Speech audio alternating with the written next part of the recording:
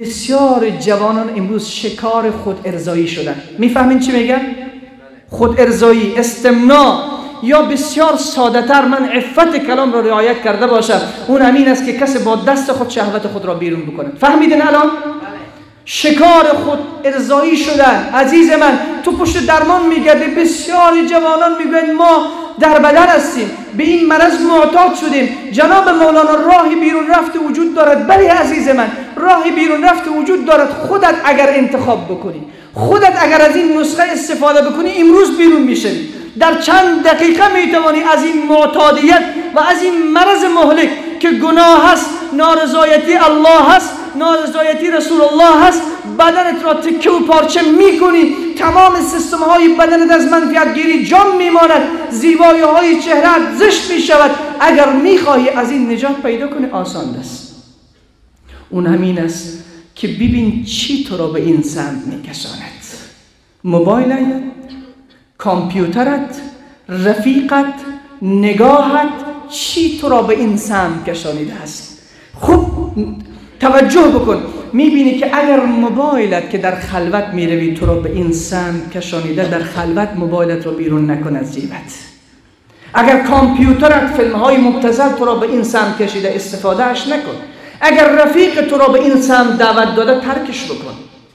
اگر نگاهات تو را به این سمت کشانیده، ترکش بکن. و در ضمن از کی کمک بیر با آواز بلند؟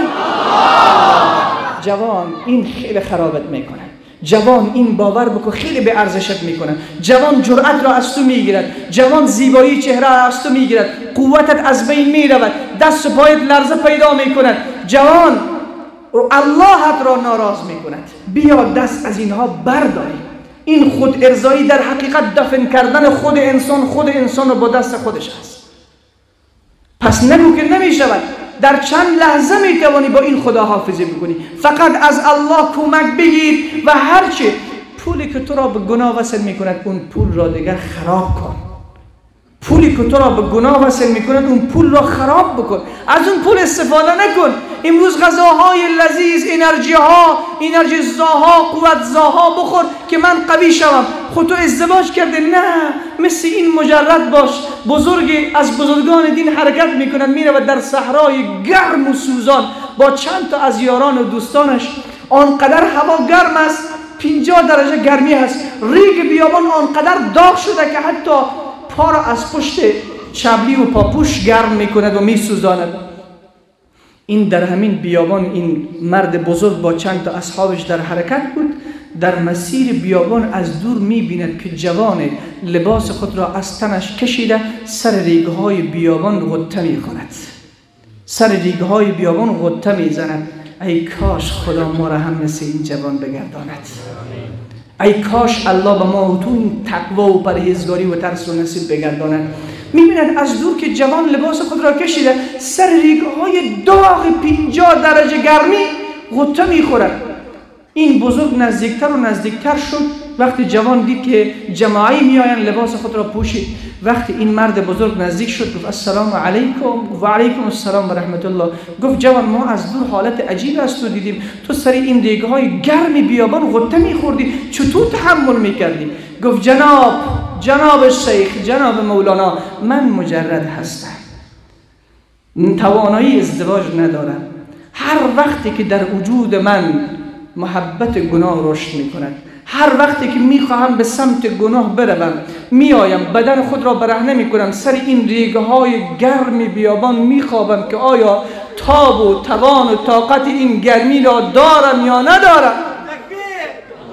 ای بزرگوار، این را بدان که این آفتاب این اندازه فاصله دارد از زمین، ولی از اون فاصله این اندازه این زمین را گرم کرده که وقت من جسم خود را سر این ریگه های داغ بیابان می اندازم، تحمل من طاق می شود، نمی توانم تحمل کنم، زود بلند می شوم.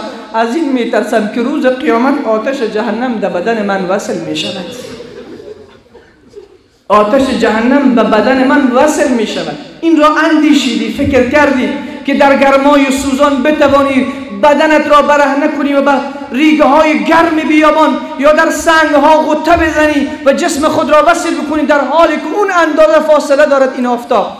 این آفتاب نورش چی است؟ آتش جهنم شوخی نیست عزیز من. گفت هر وقتی که می آیم پوست های خود را به این ریگ بیابان می مالم، می بینم که طاقت ندارم، به سمت آسمان نگاه می کنم که خدایا خودت دست مرا بگیر، خدایا مرا آلوده نکن که من از آتش جهنم تو ترس دارم.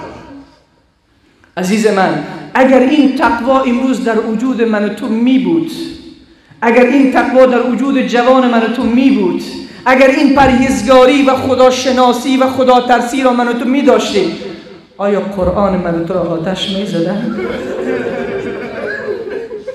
این قرآنی که برای نجات من و تو آمده، این قرآنی که برای نجات من و تو آمده، این قرآنی که زندگی می بخشد، خبر نداری که در همین هفته این قرآن من تو را آتش زدن؟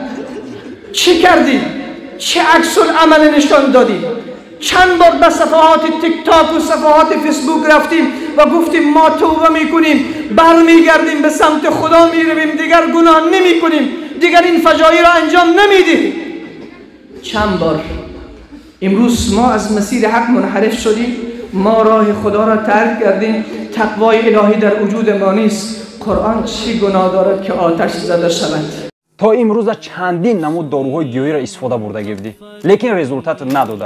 میخوای که نرمال результат تا بوزبلاشه، یعنی که فربشه، اینا مرحمت سمیوان ارگینال نی. برای شما توصیه میتیم با باوری، با گارانتی результат خوب تو میته. برای معلومات های بیشتر با متخصصای شرکت شفافرما زنگ زنید و شما معلومات های بیشتر میده. اینها سبب خدا شفا فرما هم راز شما. السلام علیکم و رحمت الله و برکاته.